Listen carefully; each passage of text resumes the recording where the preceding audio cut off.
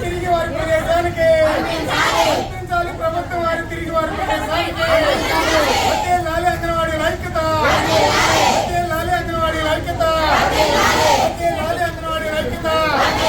గుర్తించాలి బస్ సౌకర్యాన్ని, గుర్తించాలి పోలీస్ వారి బస్ సౌకర్యాన్ని, గుర్తించాలి బస్ సౌకర్యాన్ని. లాలి అంగన్వాడీ ఐక్యత, లాలి అంగన్వాడీ ఐక్యత. పరిష్కరించాలి అంగన్వాడీ న్యాయమైన సమస్యలు వెంటనే, పరిష్కరించాలి అంగన్వాడీ న్యాయమైన సమస్యలు వెంటనే. కల్పించాలి బస్ సౌకర్యాన్ని, కల్పించాలి బస్ సౌకర్యాన్ని. లాలి అంగన్వాడీ ఐక్యత, లాలి అంగన్వాడీ ఐక్యత. మేము గిరిజన ప్రాంతాల నుంచి అనేక రకాల రాష్ట్రంలోని అనేక ప్రాంతాల నుంచి విజయనగరం జిల్లా శ్రీకాకుళం నుండి మీడియా మిత్రులందరికీ ధన్యవాదాలు. మేము మమ్మల్ని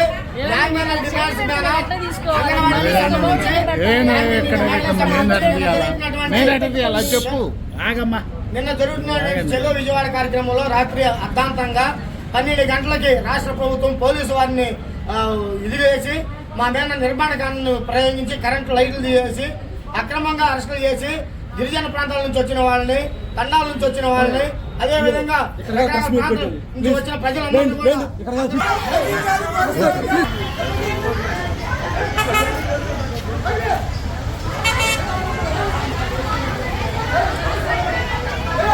కార్యదర్శిని, నేను అంగన్వాడీ యూనియన్ కార్యదర్శిని మాట్లాడుతున్నాను.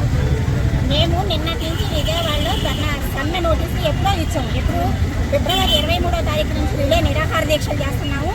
ఆ సందర్భంగా మా సమస్య ఎంత పరిష్కారం కాకపోతే మార్చి 2వ తారీఖున సమ్మెలో పాల్గొంటామని చెప్పేసి ప్రభుత్వానికి మెయిల్ ద్వారా లెటర్ పంపించాము. మెయిల్ పంచాము, మా నాయకులు వెళ్ళి చెప్పడం కూడా జరిగింది.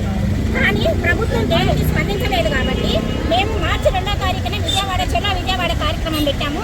అందరం కూడా సెంటర్స్ క్లోజు, జీతం కట్టు ఇలా మేము అనుకొని నాయకులు రాష్ట్ర కమిటీ నిర్ణయించిన ప్రకారం మేము రిలే నిరాహార దీక్షలు అయిపోయిన తర్వాత సమ్మె నోటీస్ ఇచ్చి సమ్మెకి బయలుదేరాం. నిన్న అచ్చెన్నాయుడు గారు మేము సమ్మెలో పాల్గొనగా అన్ని జిల్లాల నుంచి వచ్చారు. రాష్ట్ర వ్యాప్తంగా జరుగుతున్న ఈ కార్యక్రమానికి అన్ని జిల్లాల నుంచి సమ్మెలో పాల్గొంటే అచ్చెన్నాయుడు గారు ఏం చెప్పారంటే మేము మిమ్మల్ని పిలిపించి మేము చర్చలు జరుపుతామని చెప్పారు. కానీ 3-4 గంటల వరకు కూడా మేము చూసాం. కానీ మా నాయకుని ఇప్పుడు మీరు పోలీస్ స్టేషన్ దగ్గరికి ఎందుకు వచ్చారండి? రాత్రి ఆ టెంట్ లో కొంతమంది మేము విడుదలకు వచ్చాము. ఈ రోజు కూడా కార్యక్రమం ఉంది, నిరాహార దీక్షలు సమ్మె అనేది ఈ రోజు కూడా కొనసాగించాలని చెప్పేసి మేము అనుకున్నాం. అయితే కొంతమంది 2000 మంది టెంట్ లో నిద్రపోయారు.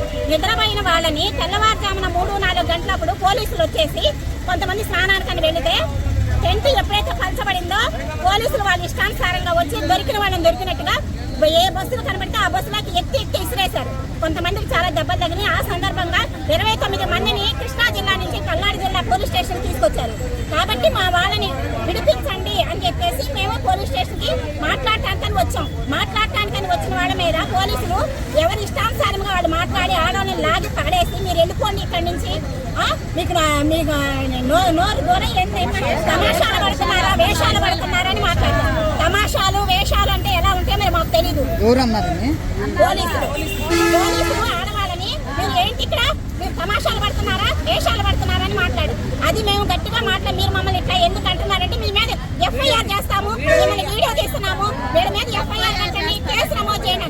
ఏం చేస్తామని కేసు నమోదు చేస్తాం. మేము ఏం అడుగుతున్నాం? మా జీతాలు పెంచమని అడుగుతున్నాం. 11,500 ఏ పోలీసులు బతుకుతారో, ఏ కుటుంబాన్ని పోతారో చెప్పండి. మేము కూడా మా నెల జీతము మా టీచర్స్ అందరం కలిసి ఒక్కొక్కరు ఒక నెల జీతం 11,500 మేము ఇస్తాము. 11,500తో వాళ్ళ కుటుంబాన్ని నడపమని చెప్పండి. 2019లో పెంచిన జీతాలు తప్పితే ఇంతవరకు ఒక్క రూపాయి కూడా పెంచలేదు. 2019లో ధరలు ఎలా ఉన్నాయి, 2026లో ధరలు ఎలా ఉన్నాయో ఆలోచించుకొని ప్రభుత్వాన్ని మా కుటుంబాన్ని మేము పోషించలేకపోతున్నాం, మేము పిల్లల్ని చదివించాం. అదేవిధంగా సంక్షేమ పథకాలు లేవు, మా జీవితాలు పెంచట్లేదు కాబట్టి మమ్మల్ని ప్రభుత్వ ఉద్యోగులు అంటున్నారు కాబట్టి మమ్మల్ని ప్రభుత్వ ఉద్యోగులు గుర్తించమని చెప్పి చెప్తున్నాం.